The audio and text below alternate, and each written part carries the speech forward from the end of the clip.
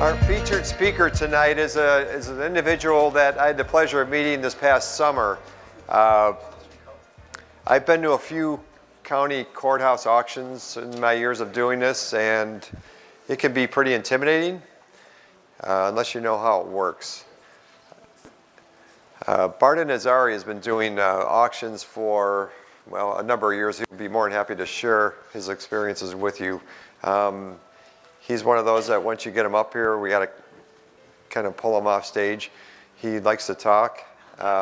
He's a world of knowledge in real estate investing and in the auction process. So without any further ado, I'd like to present Barden Azari with InBid, and he's here to talk about the auction process. So welcome, Barden. Thanks. Thank you, everybody. Hi, my name is Barden Azari. I'll give you a little background on myself. I will give you a very short, brief talk tonight for the auction process and foreclosures in general. I don't want to get into too much details because, as Bruce said, I like to sound in my own voice a little too much, and we'll be here really late. So let's see. A little background on myself. I've been buying foreclosures since I was 17 years old. It's the only thing I've ever done in my life. It's the only thing I know how to do. I've probably purchased a little over 4,000 homes since I was 17. Any kind way of purchasing properties, name it, I've probably done it. Short sales, REOs, auctions, buying notes, every which way you could think of it, I've done it. But since day one, when somebody was kind enough to teach me this business, and of course, there is really no textbook on learning this business, someone was kind enough to teach me how the auctions go. No matter which way I buy properties, I always keep coming back to the auction process.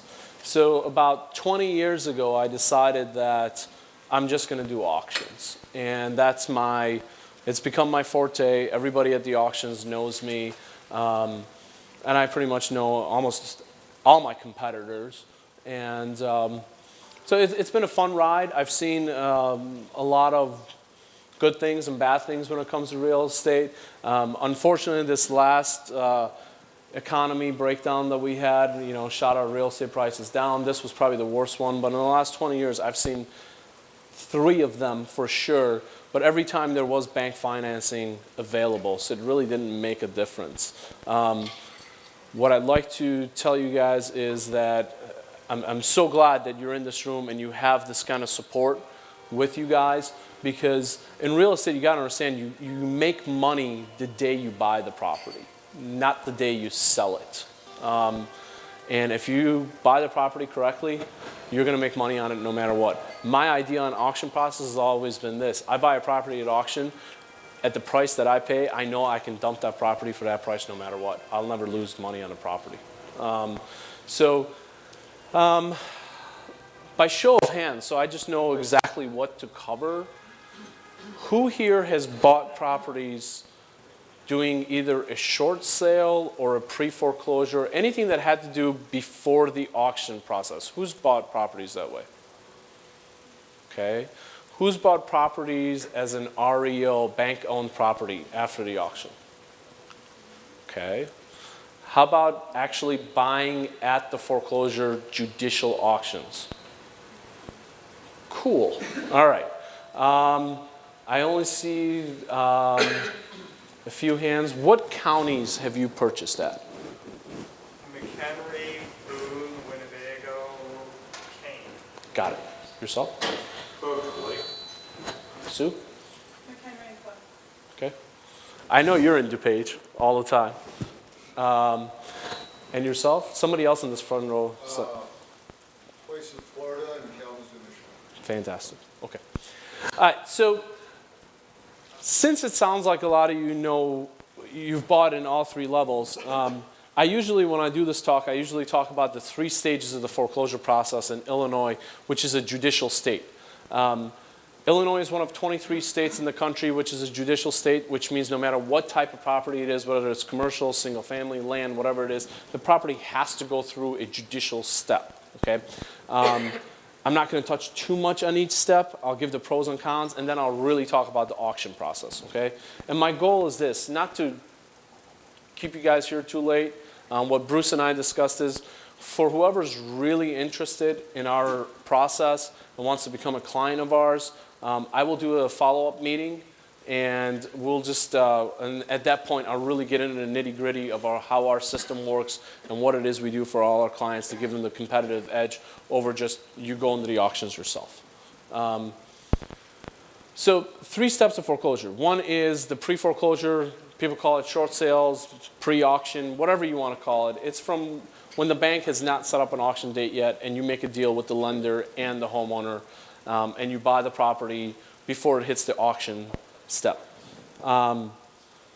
Pros, from what I have found out, is physically the property is in the best condition you're ever going to see it in. Someone's, most likely, most of the time, someone's living in that house still. With that being said, most likely, it's in the best physical condition that it's in, okay? Cons of it. Unfortunately, most of the mortgages these days were originated in 2006, 7, and 8, where a lot of lenders did 80-20 deals to get away from PMI, and you're going to run into a lot of second mortgages and short sales. From what I've seen with my experience, deals fall apart because the second mortgage refuses to take nothing for the deal and the deal doesn't get closed. Now, that's been my experience. I have not been involved with short sales that much. A lot of people have told me that Barden, recently it's changed. Lenders are making headway. Short sales are actually getting done. God bless you. If that's the way you want to buy properties, fantastic. I'm just here to talk about all 3 steps, and some people will only buy using the same step, which is short sales, REOs, or auctions. That becomes their specialty, and whatever way it is, if the deal makes you money, great. I'm not here to preach. You know, I have some competitors, and they try to preach to everybody saying that auctions is the only way to go. No, it's not. You can still get great deals in all 3 steps of the foreclosure process. The next step is the auction, which, because Illinois is a judicial state, the bank needs to become owner of this property. They are holding the note and the mortgage of the property. However, the homeowner is holding the deed. The only way that the bank can become the owner of the property is if they either get a deed in lieu from the prior owner, which most of the time that does not happen, or they go to the actual judicial auction and they place an opening bid with the auctioneer. And those of you who've been to the auctions know either the opening bid is at full debt of what they owe, or it's at a reduced debt, reduced opening bid. No matter which way it is, it's very definitive that at that day, one of 2 things happens. Either the property does actually go to auction, and if it does, then either an investor like yourself buys it, or the lender buys it back at their opening bid. Just because you see at the auctions, you see a property get called out, and the auctioneer goes, opening bid is $200,000. Do I have any bids? Going once, twice, 3 times, sold. And nobody like Tom bids on the property, does not mean that that was not a sale and the property was not sold. The property did get sold. It's just it went back to the bank. Okay. And there are reasons why a property will be scheduled for a day and it might not go to auction. The reasons would be the homeowner filed bankruptcy, they're trying to do a loan modification, they're trying to get a short sale done. Something as simple and stupid as the bank did not have their opening bid ready, so they continue to sell for 30 days. But that's the auction world. Lastly, and I'll come back to the auction world and give you a more in-depth overview on it. Last step is the REO sales, and some of you had said you've already bought REOs. Those are the properties that go to the auction, and nobody like Tom bids on them, and they end up going back to the bank. The bank becomes the owner, and then the owner sells it by a designated realtor that they have working with their team, or they are now these days doing a lot of deals with auction.com. So again, REOs are a great way of buying properties. Don't shy away from them. just because they're an REO doesn't mean they're a bad deal. Pros and cons of the REO world. Condition of the property, most likely in the worst condition out of the 3 steps you could find, because the property is most likely not been taken care of or been vacant for at least a minimum of a year, pushing 2 years in the state of Illinois because of how backlogged the systems are. Price-wise, it's probably a good thing buying REOs because I've noticed that you can get some great deals, much cheaper than you can get at the auction. But you're kind of paying for it because at the end of the day, your rehab is going to be much higher than buying an REO, buying a short sale or buying at the auction.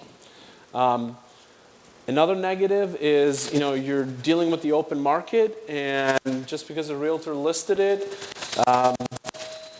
at $99,900, and even if you offer at $99,900, doesn't mean you're going to get it because it's a very competitive business these days, and people could be offering $110,000.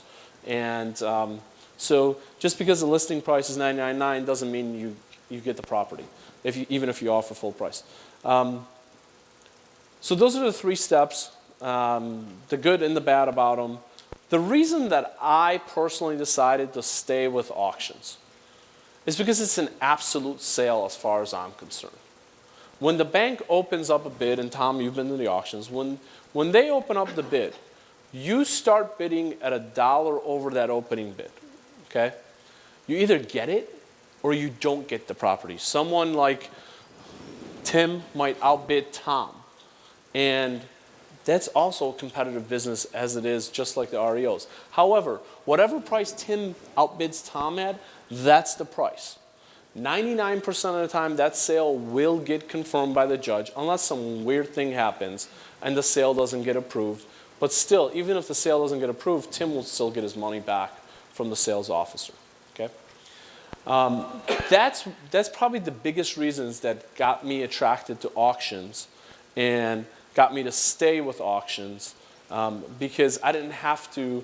I knew who my competition was on a daily basis. I knew what areas they were going in.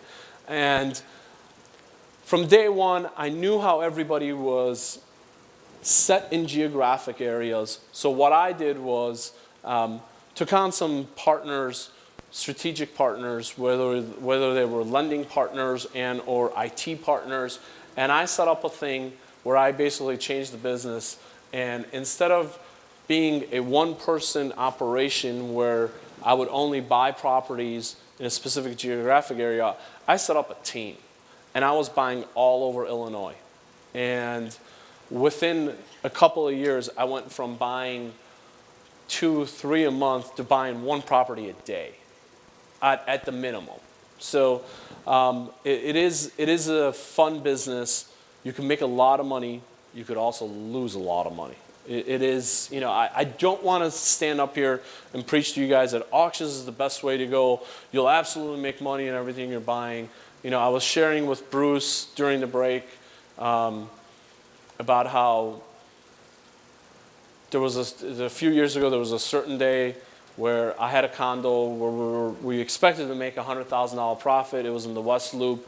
We ended up not only not making a $100,000 profit on the deal, but we had to, at the closing table, we had to pay a $200,000 check to get the deal done because there were special assessments. And I will give you guys a overview right after I talk about these examples of the whole auction process. So we had to come in to the closing with a $200,000 check. Try explaining that to your partners. That's not a fun thing to do.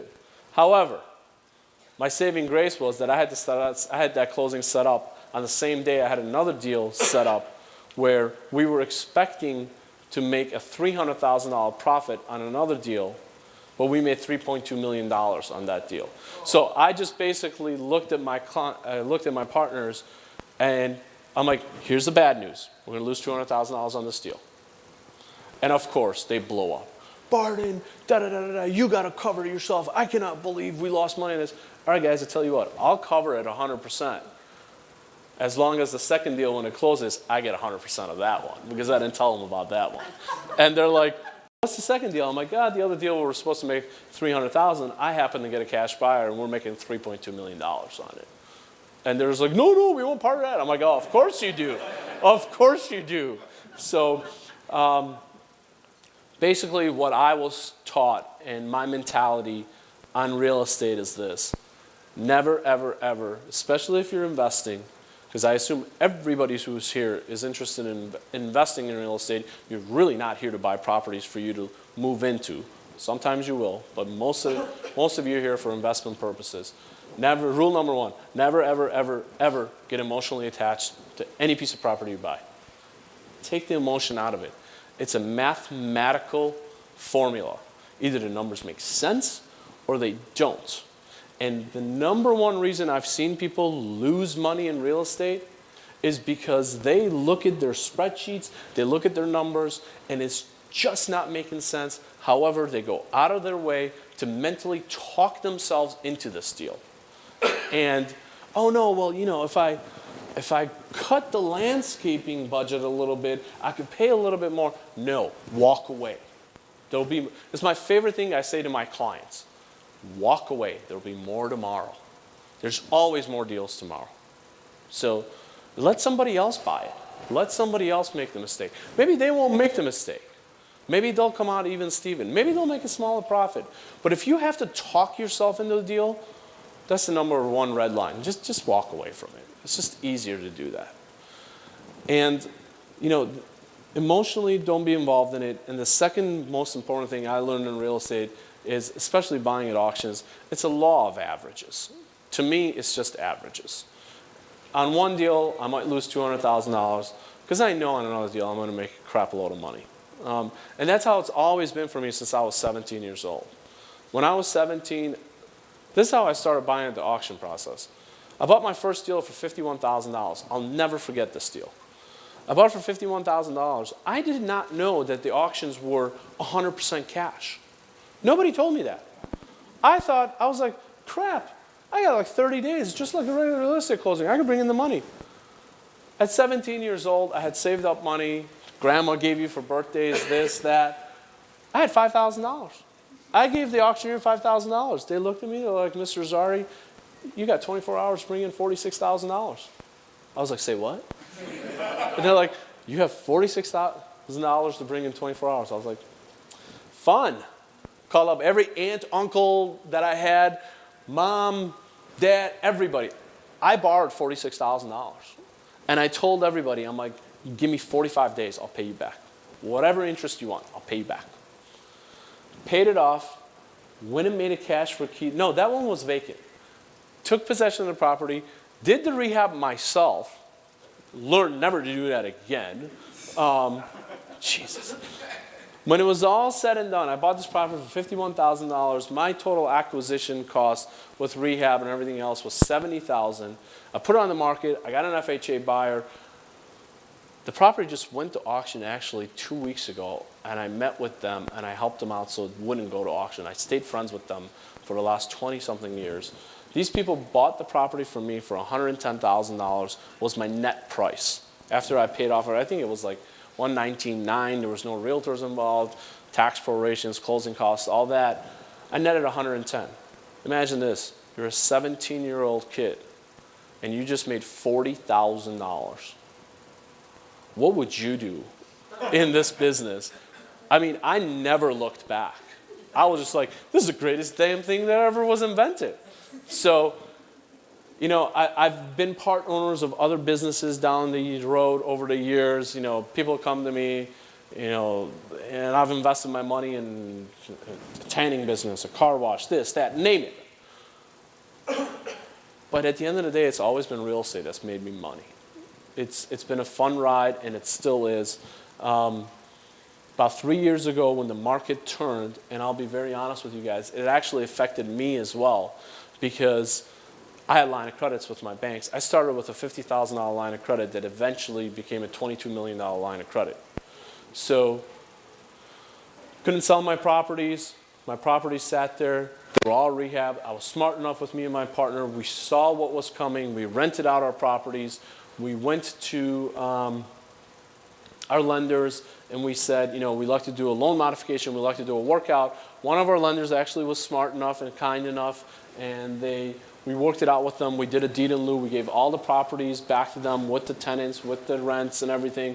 And my only thing was tear up my personal guarantee. That's all I cared about. And they did. We had another lender who did not, chose to foreclose against us, and it was a very heated conversation with the bank president, and I looked at the guy, I'm like, you really want to foreclose against me? I'm like, it's going to take a while.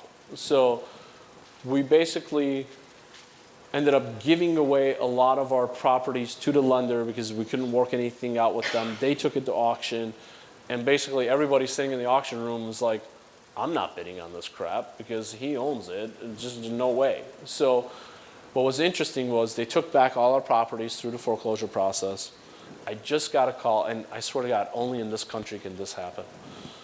I just got a call from the bank's lender, the guy who was foreclosing against me, the guy who thought I was the evil of all evil because I was a deadbeat, not paying my bills, blah, blah, blah. He calls me up, and he goes, Mr. Zari, now the foreclosure's all over, da-da-da-da.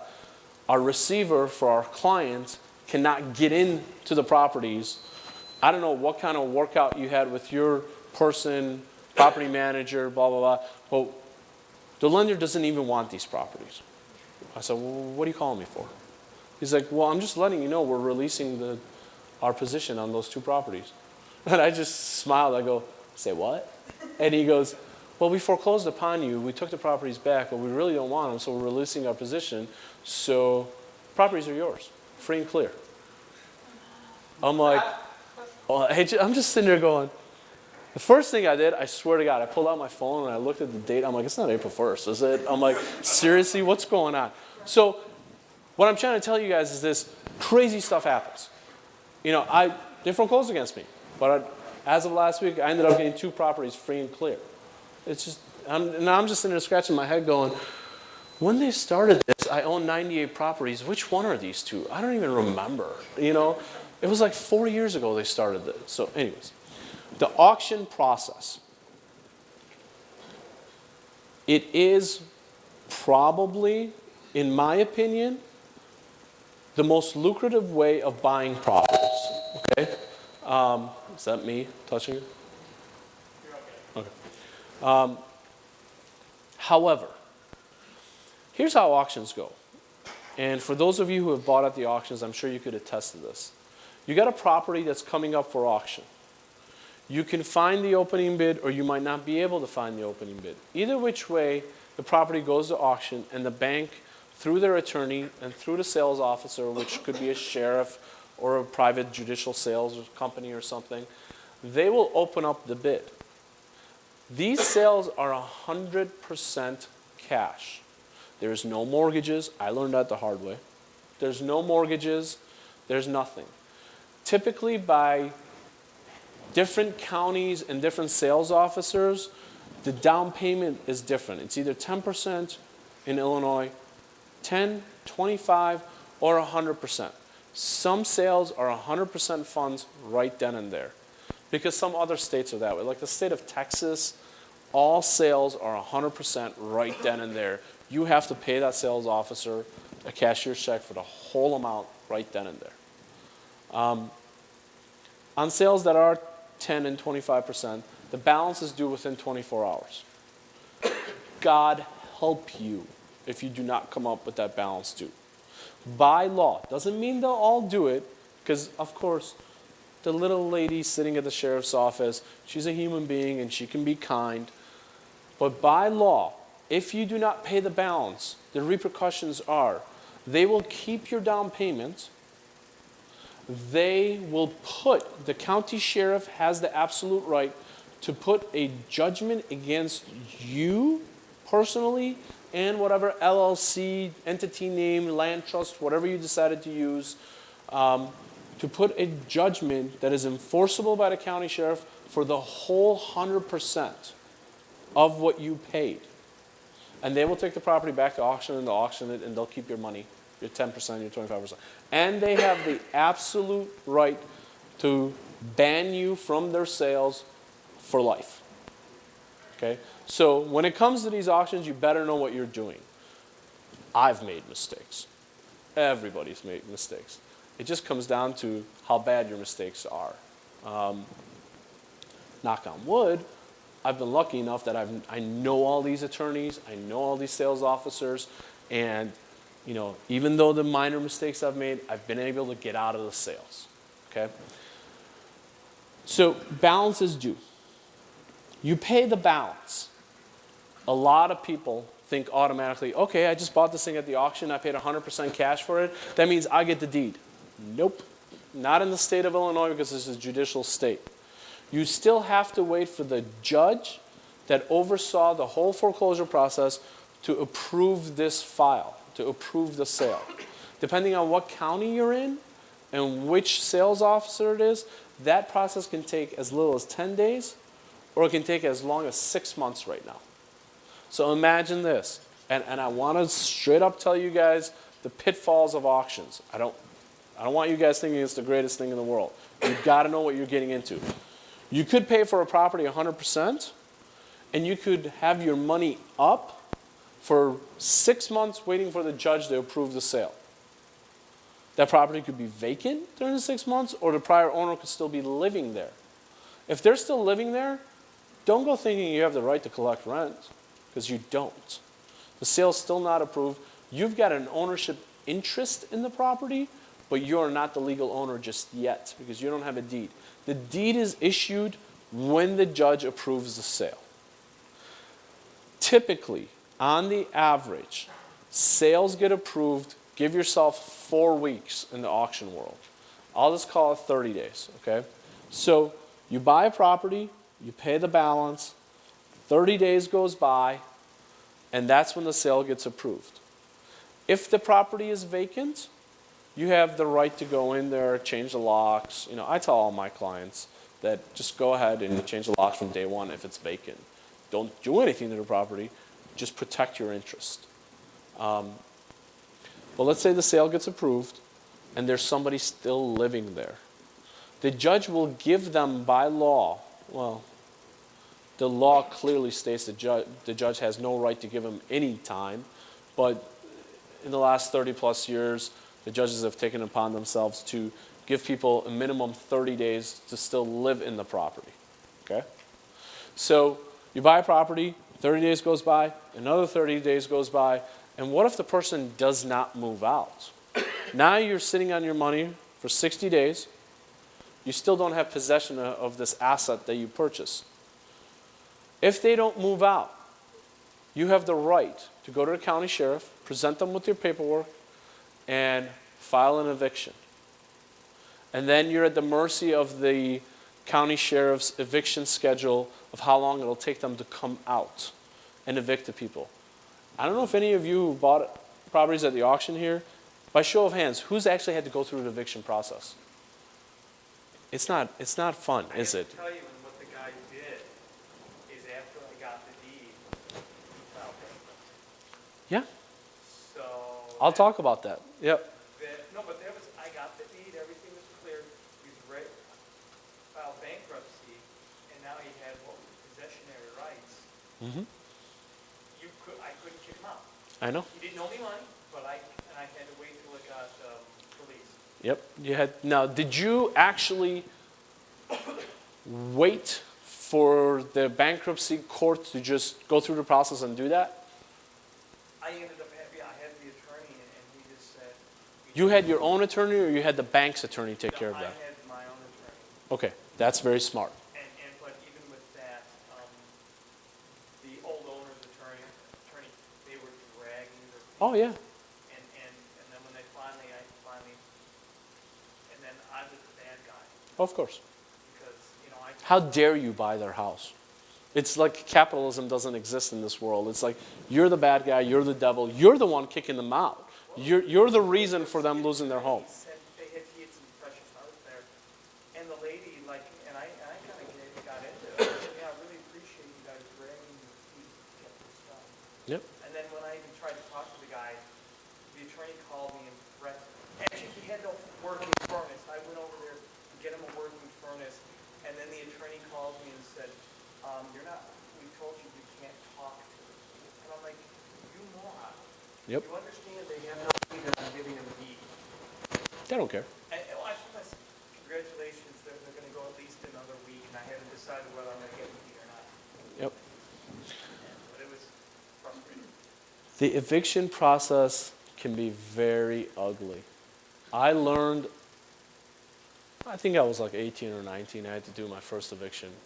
Standing on the side, on the curb, and 6:30 a.m. the sheriff comes up, and back then, I don't know if they're still doing it now, back then the Cook County Sheriff was using parolees to do the actual physical moving of the properties out. I swear to you guys, I kid you not, I'm sitting on the curb of this property and a van pulls up and guys with orange jumpsuits get out to help the sheriff remove properties. And I'm just sitting there going, this is ridiculous. I'm like, what is going on here? So at 6:30 in the morning, they knock on the door. If no one opens the door, they will kick in that door. And they will physically remove everybody and their belongings and put it out on the curb. And they look at you like, go change the locks. And then they leave. And you're just standing there going, these people could just go right back in the house, which sometimes they do.